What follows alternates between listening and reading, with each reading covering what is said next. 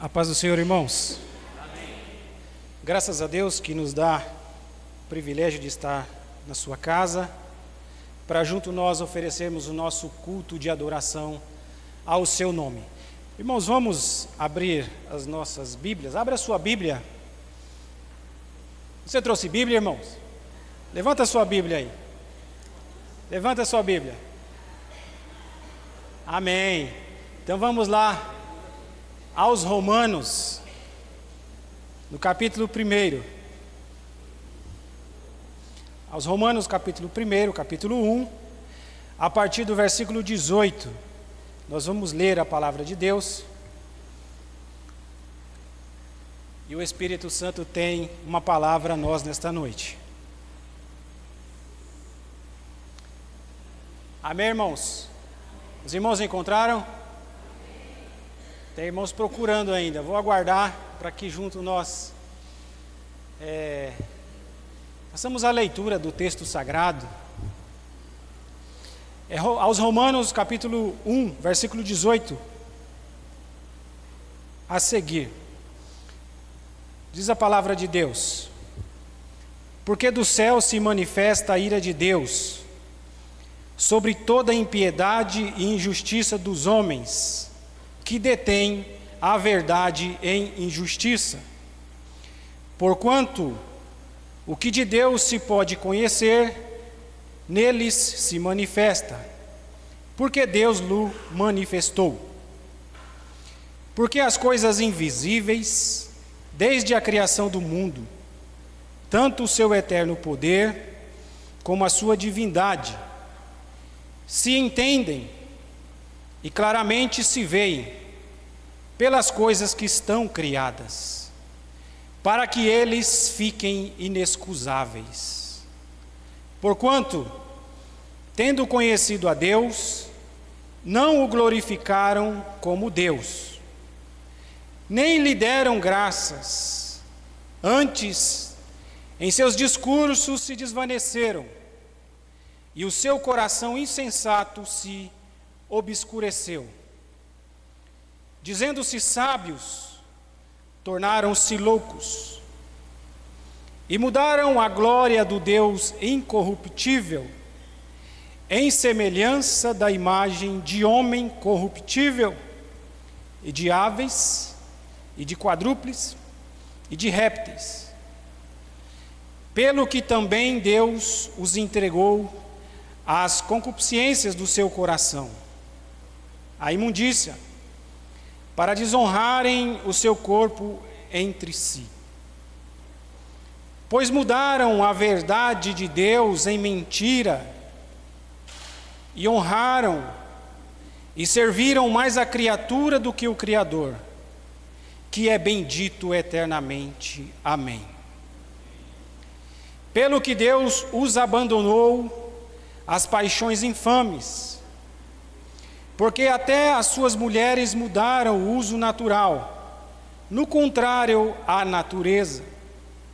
E, semelhantemente, também os varões, deixando o uso natural da mulher, se inflamaram em sua sensualidade, uns para com os outros, varão com varão, cometendo torpeza e recebendo em si mesmo a recompensa que convia ao seu erro. E, como eles se não importaram de ter conhecimento de Deus, assim Deus os entregou a um sentimento perverso para fazeres coisas que não convêm, estando cheios de toda iniquidade, prostituição, malícia, avareza, maldade, cheios de inveja, homicídio, contenda, engano e malignidade, sendo murmuradores, detratores, aborrecedores de Deus, injuriadores, soberbos, presunçosos, inventores de males, desobedientes ao pai e à mãe, nécios, infiéis nos contratos, sem afeição natural, irreconciliáveis, sem misericórdia, os quais, conhecendo a justiça de Deus, que são dignos de morte os que tais coisas praticam, não somente as fazem, mas também consente aos que as fazem. Amém? Esta palavra, irmãos, é bastante dura. E eu quero me ater aqui, irmãos, para usar como base o versículo 28, sobre a importância de conhecer a Deus. Diz o versículo 28, e como eles se não importaram de ter conhecimento de Deus. A necessidade de ter conhecimento de Deus. Por que nós estudamos, irmãos? Nós estudamos porque nós temos necessidade de conhecimento, aprendizagem. E é fundamental para nós. E a gente nasce, cresce, envelhece, sempre aprendendo. Eu me lembro de um pastor uma vez dando um estudo, e ele disse: a gente aprende até com a pessoa mais ruim possível, aprendendo a ser, claro, a não ser igual a ela, não praticar o que ela pratica. E a necessidade de aprender é uma necessidade da nossa alma. Quando nós aprendemos alguma coisa, nos traz uma sensação de prazer, de realização. Quando nós, através do conhecimento humano, aprendemos algumas coisas tão corriqueiras do dia a dia da nossa vida. Aquele que vai cozinhar alguma coisa aprende como cozinhar certinho. Aquele que aprende o exercício da sua atividade é como fazer ele de forma mais célere, mais adequada, em menos tempo. O certo é que nós estamos e somos pessoas dotadas da necessidade de conhecimento. E é uma necessidade da alma. E aqui nós lemos que há uma depravação desde aqueles dias,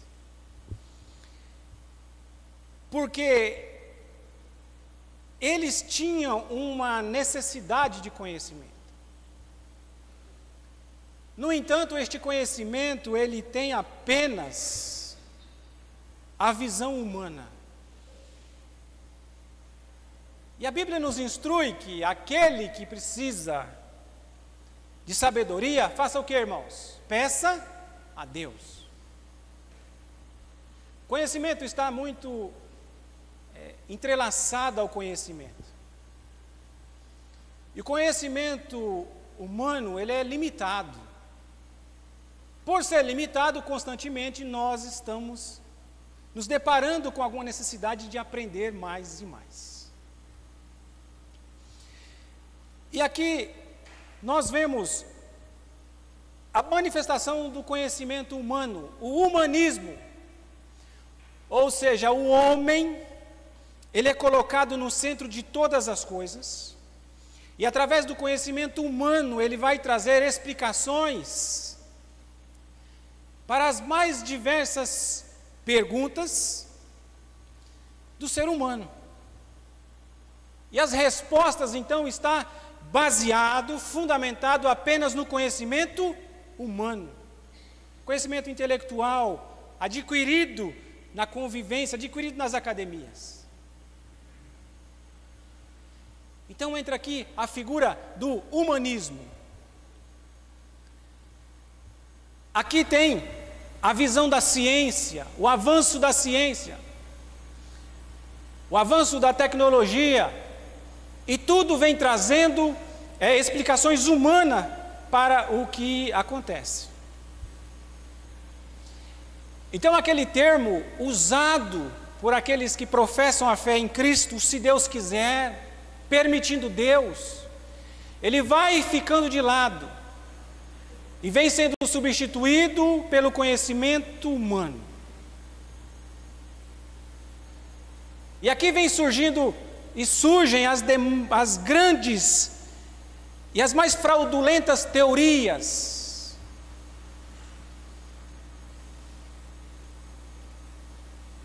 De que aquilo que é criado,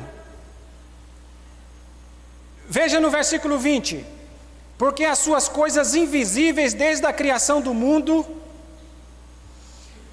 tanto o seu eterno poder como a sua divindade se entende claramente, se veem pelas coisas que estão criadas, para que eles fiquem inexcusáveis. Basta nós olharmos para a obra da criação, que traz à nossa mente humana clareza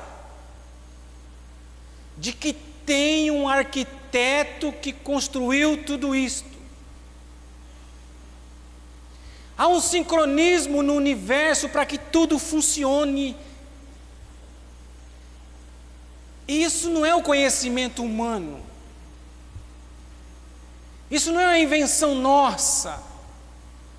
Isso não é invenção os nossos antepassados, os colonizadores, os primeiros homens.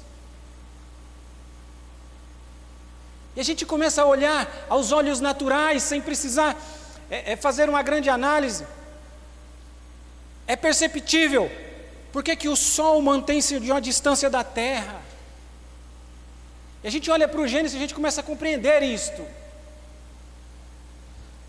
Por que o Sol traz luz ao dia, a Lua claridade à noite? Por que eles não se chocam? Por que nós vivemos aqui e o Sol não aproxima o suficiente para nós sermos disseminados aqui da Terra? Então, o que o escritor aos Romanos está dizendo é que Deus, na sua obra da criação, traz clareza à obra da criação natural. Então nós olhamos para a criação de Deus e naturalmente entendemos que tem um arquiteto para tudo isso. Nós olhamos para as mais pequenas coisas, a formiga trabalhando a cadeia alimentar da natureza, a capacidade que Deus deu para que a terra produza, a capacidade que Deus deu de sabedoria ao homem para cultivar a terra e tirar dela o alimento. Isso não é uma mera invenção humana. Isso não está fundamentado no humanismo. Por que você se depara com pessoas tão simples, sem instrução humana, e você aprende muitas coisas com ele e você fala, meu Deus, de onde que veio isso? E às vezes a gente pensa assim, eu acho que as pessoas há 300 anos atrás não tinham assim uma sabedoria. Eu acho que hoje a gente é mais inteligente, a gente conhece mais, a gente pega a Bíblia e começa a ler as palavras de Jesus, o que os profetas disseram, o que os apóstolos disseram. Da onde vem tanta sabedoria há tantos anos?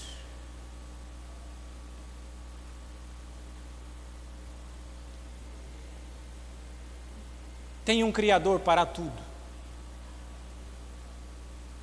E aqui nós vamos perceber que tem uma relação entre o Criador, a criatura e tudo que envolve a obra da criatura. Porque há uma relação aqui nos versículos que lemos. Tem o Criador olhando para a criatura, e aqui é interessante que ele fala do natural, ou seja, aquilo que ele criou com suas próprias características. E o homem vai no natural, com o seu conhecimento, com as suas teorias, e vai ajustando ao seu bel prazer. Então ele usa aqui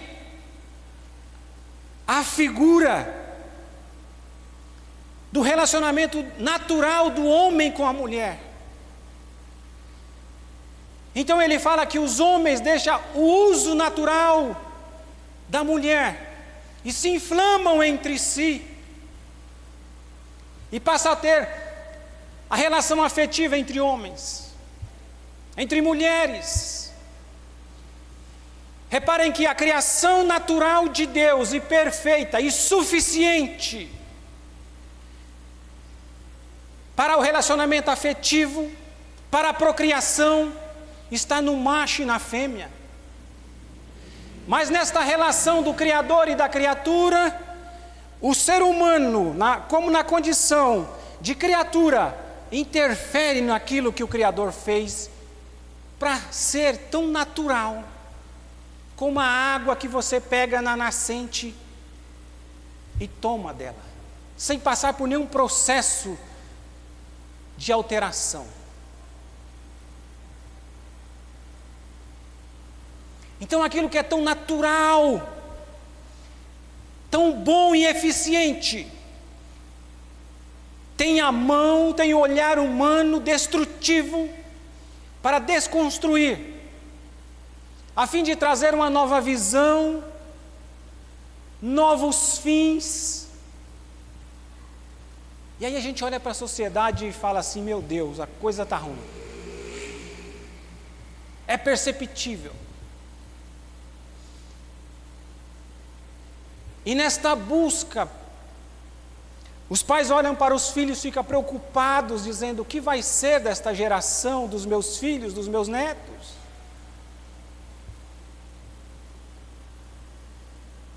Será que eles vão dar a atenção necessária ao Criador? Deus vai ter o lugar necessário na vida deles? E aí, esses versículos que nós lemos, nós vemos muitas características dos dias em que esse viés humano está se proliferando. Então eles falam que estes homens que se dizem sábios na concepção do Criador, eles são como loucos.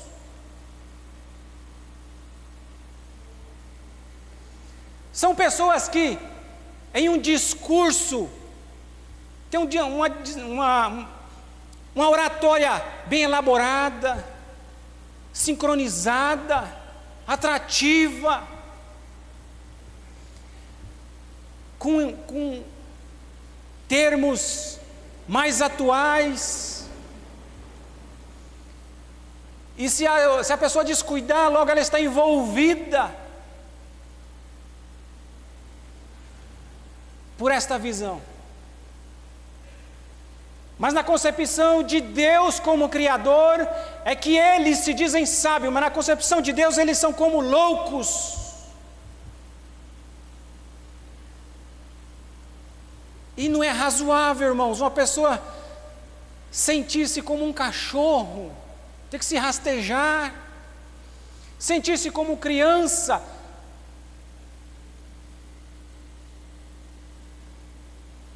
É razoável que o homem esteja atraído por tantas falácias, por tantas coisas sem fundamentos,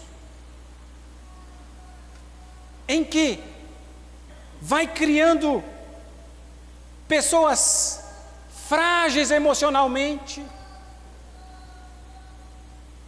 em que eles vão rompendo com os princípios do Criador. Sabe aquele princípio dos bons costumes, da boa educação, do respeito, o princípio do trabalho, a verdade. E eles vão relativizando tudo isso com a concepção do olhar humano.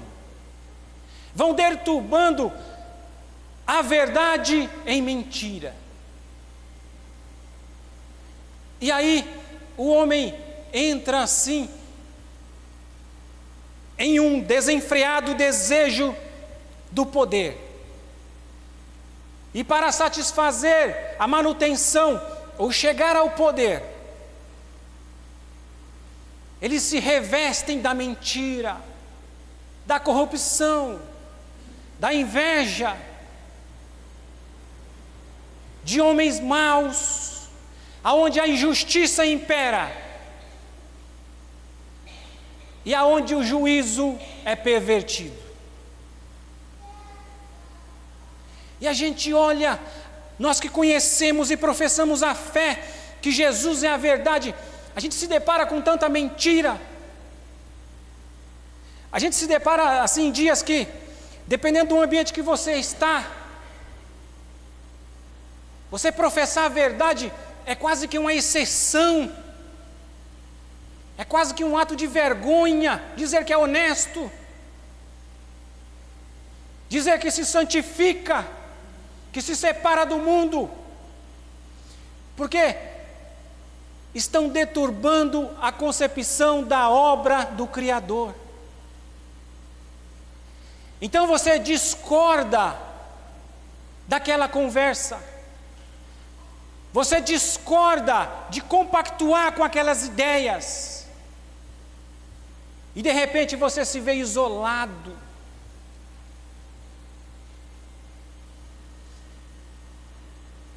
Mas Jesus é a verdade, imutável, e Jesus é o suficiente para nós. Não fique preocupado com as inovações humanas, que destroem o seu caráter, que tiram a sua dignidade como pai, como mãe, como trabalhador, como cidadão honesto. Não importa se você tem pouco, mas é honesto. Não importa se você precisa trabalhar muito, enquanto outros trabalham poucos e são corruptos. Mantenha-se firme com a verdade absoluta. Mantenha-se firme com a obra do Criador. E aqui, na carta aos Romanos, o escritor diz que estes homens, eles não se importaram de ter conhecimento de Deus, no versículo 28. O que o escritor está dizendo aqui é da importância, porque se eles não se importaram, é necessário ter uma importância de conhecer a Deus. Eu não sei quantos anos você tem uma jornada com Cristo, mas se Jesus disse que ascenderia aos céus e que enviaria o Espírito Santo para estar com a igreja, eu tenho certeza que se o Espírito Santo habita em você, Ele te dará o conhecimento necessário, suficiente, para você ter conhecimento de Deus e andar na verdade que é Jesus Cristo.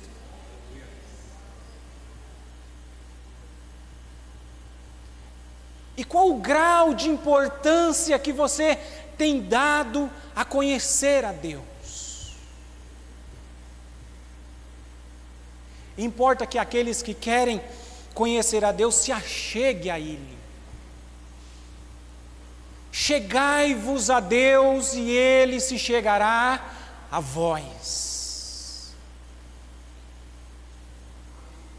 E este conhecimento necessariamente é um relacionamento. Aqui eu compartilho os meus anseios, as minhas vontades, as minhas fragilidades, a minha humanidade. Eu compartilho com Ele os meus medos, as minhas necessidades, e eu dou a Ele o devido lugar que Ele tem em minha vida.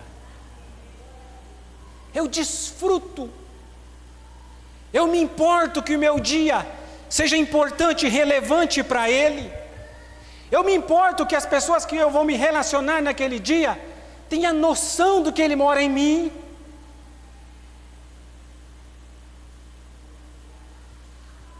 E por vezes as pessoas se aproximam porque elas estão quebradas, precisando um pouco de saber quem é Deus.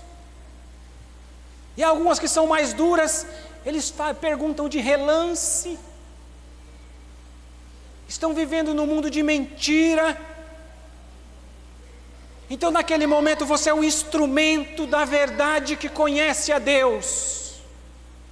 E você é o canal que Deus usa para professar quem Ele é, qual é a vontade boa, perfeita e agradável dEle para todas as pessoas. Qual é o grau de importância que Deus tem para você no seu dia a dia? Importa que você conheça a Deus. E estes que não conheceram a Deus, diz aqui que eles se entregaram a uma entrega da vida deles. É como se eles lançassem deliberadamente aos desejos. É mais ou menos como Salomão falou assim: tudo que os olhos pediu, isso não lhe neguei. A concupiscência dos olhos, a soberba da vida,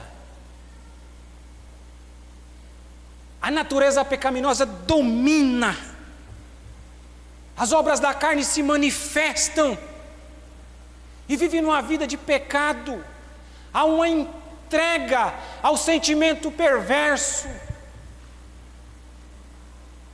E aqui, voltando para o versículo 20, diz Deus que se essas pessoas que se entregaram a esse sentimento perverso, eles olharem para a obra da criação, a revelação natural de que Deus fez, é impossível que eles não tenham compreensão da existência de Deus.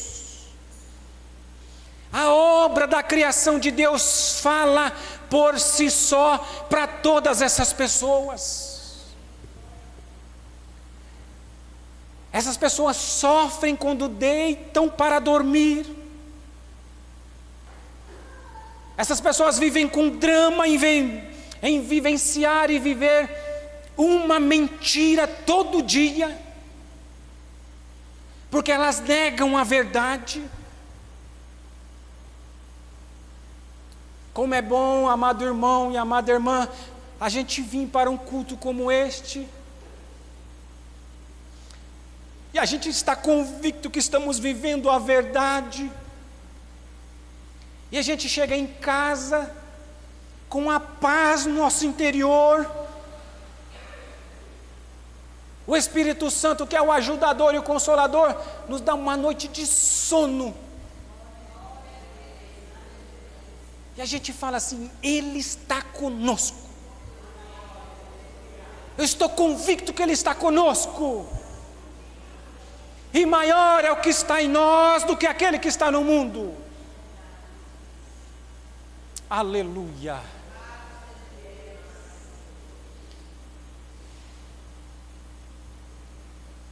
E aqui, já caminhando para o final, diz no versículo 29, que estes homens, nesta entrega do versículo 28, essa entrega que eles fazem, esse sentimento de perversão, do pecado, do afastamento de Deus, da ignorância de quem é Deus, de conhecer a Deus, eles ignoram isso. Reparem que o escritor diz que eles são cheios. Eles não têm um pouco. Eles não têm assim uma quantidade pequena, mas eles são cheios de iniquidades, cheios de prostituição, de malícia. Eles são conspiradores, eles são concorrentes ferrenhos, em que trai para tomar o seu posto, que vê em você não um concorrente profissional, mas vê em você um inimigo, que não vê no cônjuge alguém amável, querido, mas como inimigo, então despreza, se prostituem, desrespeita e quebra o mais sagrado do laço familiar. Eles estão cheios de prostituição, de malícia, avareza, são presos, avarentos, esses que são cheios e entrega a esse sentimento de perversidade. Permita-me, irmãos, mas ele não consegue contribuir com a obra de Deus. E aqui, por uma questão de avareza,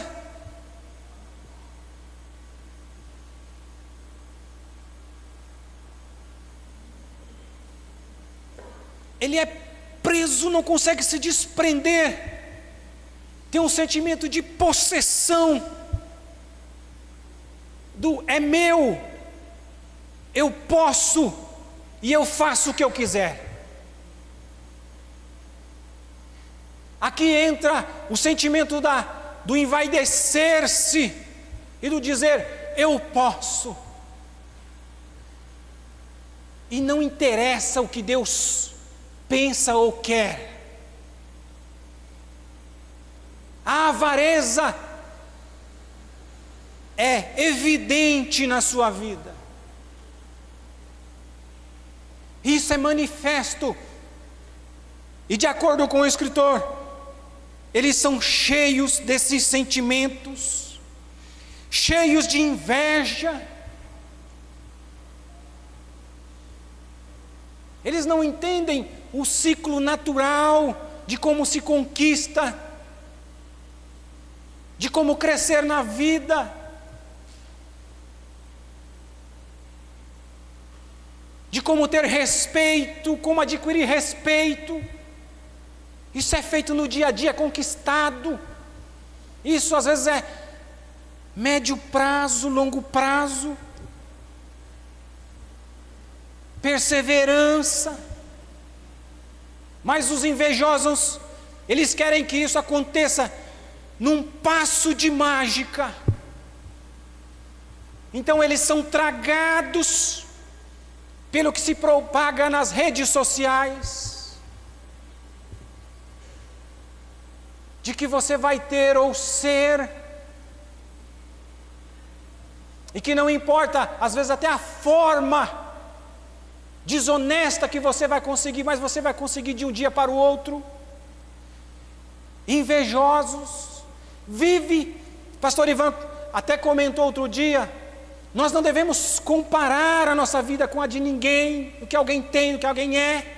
Nós precisamos ser aquilo que Deus quer. E o Salmo 73, nós temos o Asaf, quando ele começou a fazer comparações entre a sua conduta e com aqueles que praticavam o erro, que viviam uma vida de pecado, de blasfêmia contra Deus. Ele ficou sobremodo perturbado e ignorante, diz o Salmo 73. E aqui diz que esses homens, eles são inventores de males. Não basta os males dos dias, eles são criativos para criar alguma coisa que é má, que traz prejuízo aos outros, direto ou indiretamente.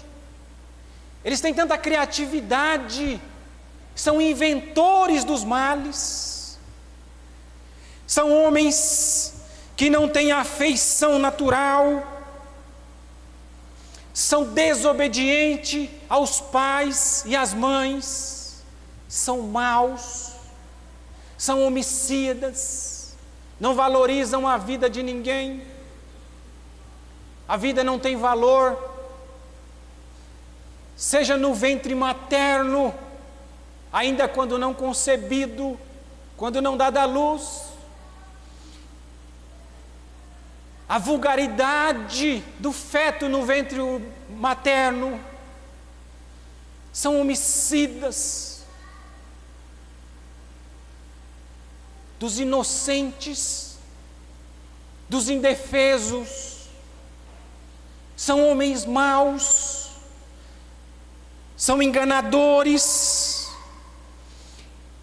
E para concluir, irmãos, ainda ele diz que são homens infiéis nos contratos.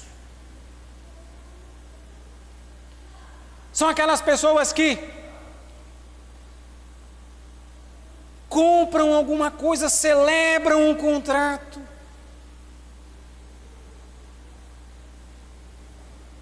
seja o contrato indeterminado, determinado por um prazo, e elas não fazem a mínima para cumprir.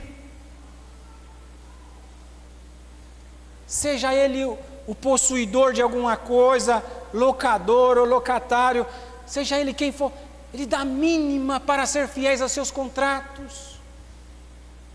Aqueles contratos verbais, aqueles pactos que você faz com seus parentes, com seus líderes, com o ministério da obra do Senhor, e eles rompem, não valorizam, são infiéis nos contratos,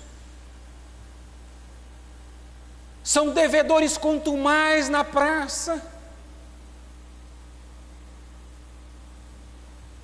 enganam e vivem enganando direta e indiretamente outros. E a palavra de Deus nos diz que nós precisamos conhecer melhor a Deus, para termos ciência de tudo isso e com a ajuda de Deus não praticar tais condutas. E mesmo que esses homens vivam todas essas mentiras, no versículo 32 diz que os quais conheceram a justiça de Deus, eles não somente as fazem, mas também consentem aos que fazem. Aqui eles tinham conhecimento. Não são pessoas que têm uma doença mental incurável, que não têm a capacidade de entender o que está acontecendo. São pessoas conscientes, que entendem tudo às claras. Ele conhece a verdade. Ele sabe que existe um Criador, mas ele ignora tudo isso. E tendo esse conhecimento, porque o versículo 32 diz que eles conheceram a justiça de Deus. Ou seja, desde antes eles já conheciam. Estes homens, quando eles não fazem algum ato maligno, mau, perverso, diretamente, eles não tomam nenhuma atitude para que os outros não pratiquem. São aqueles homens que promulgam leis más e que ele não é contrário a essas leis más. São pessoas do mau conselho, são inimigos de Deus, são inimigos de Deus, vivem o mal e não fazem o bem. E eles ignoram a Deus. mas eles tiveram conhecimento de Deus. Mas um dia eu, você e eles, nós não teremos nenhuma justificativa para apresentar-se diante dele e dizer que não o conheceu. Porque as obras são manifestas e trazidas claras a todo ser humano, em que ele é o Criador, ele é o mantenedor de todas as coisas, e ele é o suficiente. Aleluia! Vive essa verdade, irmãos. Saia daqui com esta palavra. Saia daqui convicto da importância que você tem que dar todos os dias em conhecer a Deus. E o conhecer é viver, é praticar. Não é uma teoria que a gente fala e é tão bonito. A gente ouve, a gente fala, mas não vive, não. O evangelho é prático. Vive esta verdade. E se você por alguma circunstância não tem vivido essa verdade, saiba que é possível. Fale com Deus, porque o Espírito Santo habita em você. Você vai ter uma vida melhor. Você vai viver sobre a verdade que é Jesus. Você vai andar pelo caminho que é Jesus. E você vai ter vida em abundância, porque também é Jesus. Amém, meus irmãos. Deus abençoe.